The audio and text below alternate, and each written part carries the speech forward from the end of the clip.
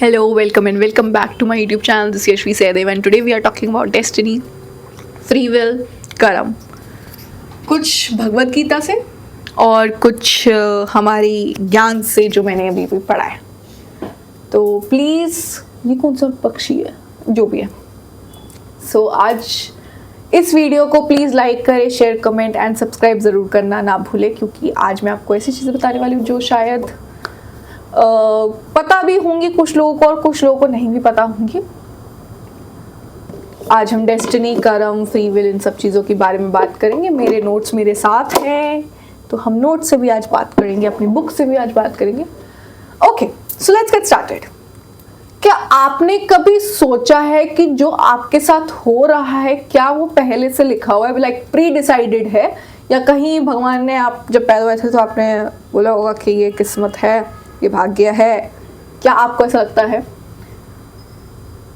या वो भगवान ने स्क्रिप्ट लिखी है और वो चीज़ सिर्फ फॉलो कर रही है? जैसे हम रील्स में आजकल आते हैं ना कि मेरी स्क्रिप्ट से कुछ नहीं हो रहा है, भगवान की स्क्रिप्ट चल रही है।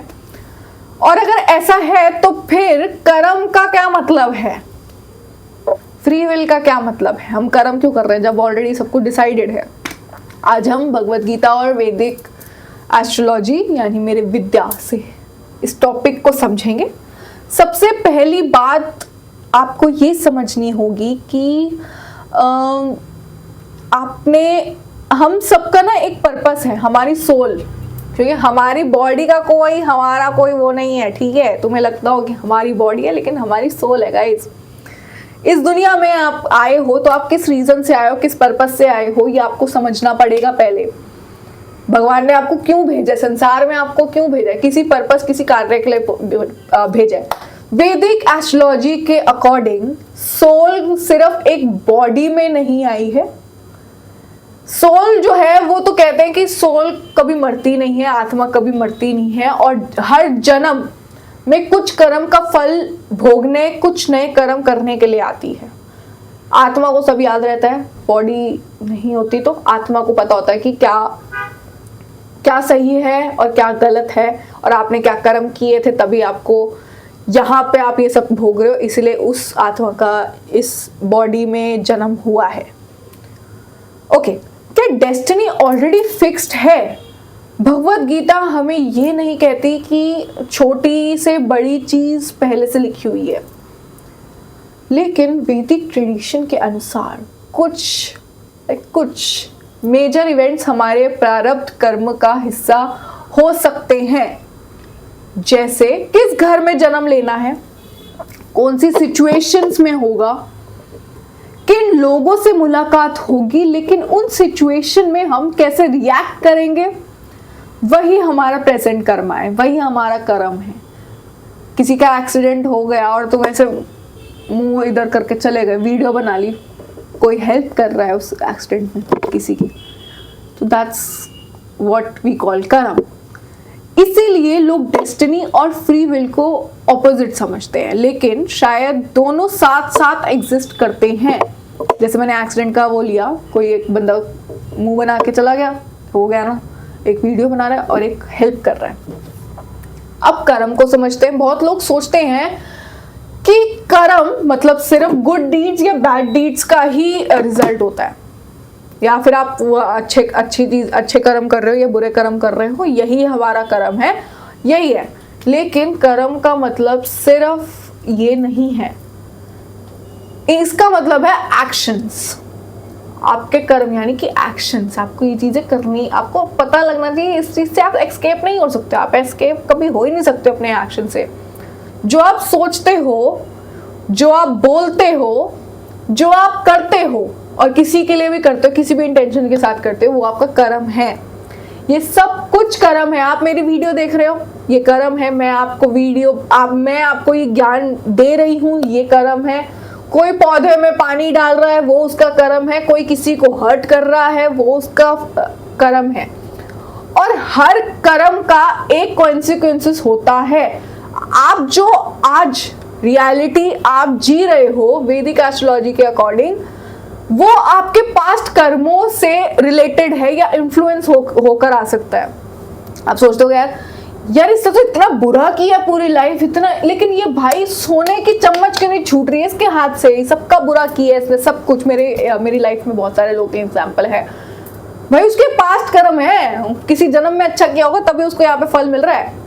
और जो कर्म जो आज कर रहे हैं वो आपके फ्यूचर एक्सपीरियंसेस को शेप करेगा।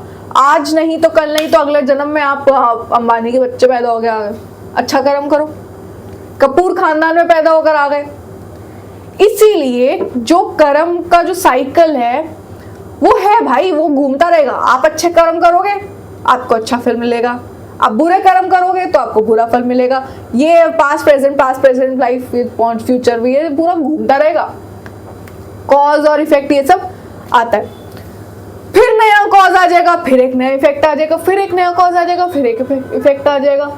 ये इससे आप साइकिल से मुक्त नहीं हो सकते, आप एस्केप नहीं हो सकते। ये करवा मैं करूंगा ही नहीं, क्या हो गया, मैं घर पे बैठ के चिल करूंगा, नेटफ्लिक्स से चिल करूंगा, वो भी आपका कर्म है गाइस। आप बाहर जाके पैसा नहीं कमा रहे वो भी आपका कर्म है, आप बाहर जाके पैसा कमा रहे वो भी आपका एक कर्म है। ये साइकिल तब तक चलती रहेगी जब तक इंसान अवेयरनेस के साथ जीना शुरू नहीं करेगा। अगर आपको पता लग जाएगा कि आपकी लाइफ में ये चीज होने वाली है तो आप कॉन्शियस हो जाओगे कि यार मुझे ये चीज नहीं करनी है वरना it can lead to this. बाहर बारिश हो रही है तो आप बिना छाते के नहीं निकलोगे, आप रेनकोट और छाता लेके चलोगे ताकि आप भीग ना जाओ।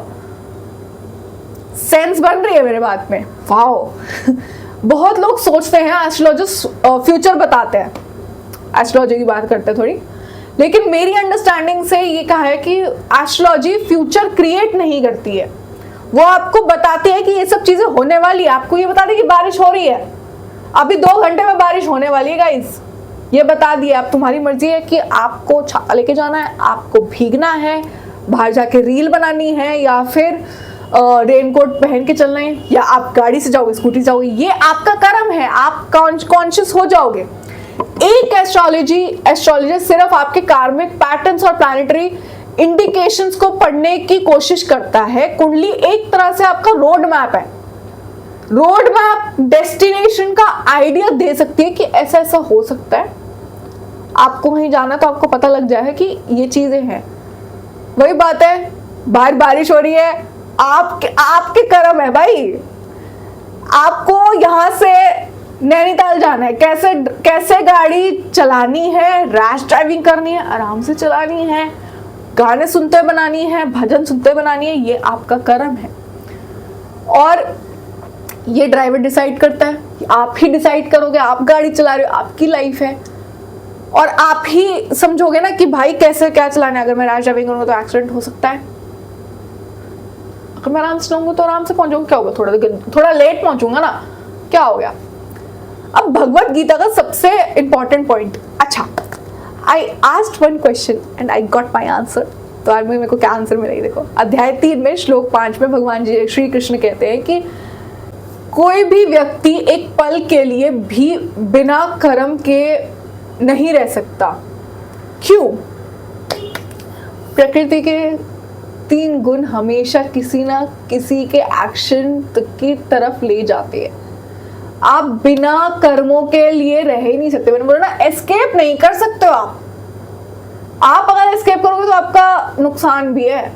यहाँ गीता एक बहुत पावरफुल बात सिखाती है, तुम्हें पता है कि क्वेश्चन ये नहीं है कि कर्म करना है या नहीं करना है, छाता लेकर जाना है कि नहीं लेकर जाना है। घर बैठोगे तो भी तुम्हारा कर्म है भाई, तुम्हारा इंपॉर्टेंट काम मिस हो जाएगा, यू नो। क्वेश्चन ये है कि आप आप किस भाव से उस कर्म को कर रहे हो, किस इंटेंशन से। भाव इज लाइक इंटेंशन, आप किस इंटेंशन से उस कर्म को कर रहे हो। आप ईगो से कर रहे हो।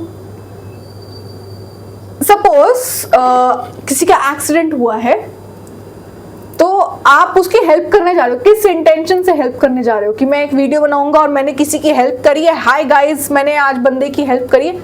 ये कैसे इंटेंशन हुआ? ग्रेड से, फियर से, डर से, या ड्यूटी या कंपैशन से, या फिर सरेंडर करके कि हुआ है ये चीज। समझ रहे हो? किसी का एक्सीडेंट हुआ है तो आप ऐसे वीडियो बना के नहीं, गाइस इसका सर फट चुका है और मैं जा रहा हूँ हॉस्पिटल, ये सब किस इंटेंशन से लोग आपको देखेंगे, अरे भाई से तो इसकी हेल्प करी है, समझ रहे हो, इस बंदे की इसने हेल्प करी है, वाओ यार इसे, ये उसको अंदर से यही है ना कि भाई मुझे ये, मैंने इसकी हेल्प करी है तो मुझे फेम मिलेगा, इस इंटेंशन से इस बंदे ने हेल्प करी है। That is the whole point. कर्म छोड़ना सल्यूशन नहीं है, कर्म को सही इंटेंशन के साथ करना सल्यूशन है, कि आप किस इंटेंशन से किसी की हेल्प कर रहे हो, किस इंटेंशन से आप किसी का फायदा कर रहे हो। और शायद इसीलिए अवेयरनेस इतनी इंपॉर्टेंट है, वैदिक एस्ट्रोलॉजी में कर्म पढ़ना भी इंपॉर्टेंट है। हर थॉट, हर वर्ड, हर एक्शन एक बीज की तरह है, जो बीज आज बोया जा रहा है कल वही फल बनकर वापस आएगा। आज आप सोचो कि मैं आज एप्पल का बीज करूंगा तो आप वही आपको मिलेगा, उसी चीज का फल मिलेगा। इसीलिए अगर आप अपना फ्यूचर बदलना चाहते हो तो सिर्फ फ्यूचर के बारे में सोचना मत शुरू करो कि यार मैं गाड़ी खरीद लूंगा। अरे भाई प्रेजेंट में काम तो कर, गाड़ी चाहिए, घर चाहिए, प्रेजेंट में कर्म तो कर, बाहर निकल तो सही। Self awareness is also important, कर्मों के अवेयरनेस इज ऑल्सो इम्पॉर्टेंट। सो अगर आपको ये वीडियो अच्छी लगी हो तो प्लीज सब्सक्राइब जरूर करें, and do like, share, comment and subscribe to my YouTube channel. This is Yashvi Sahdev. See you in the next video.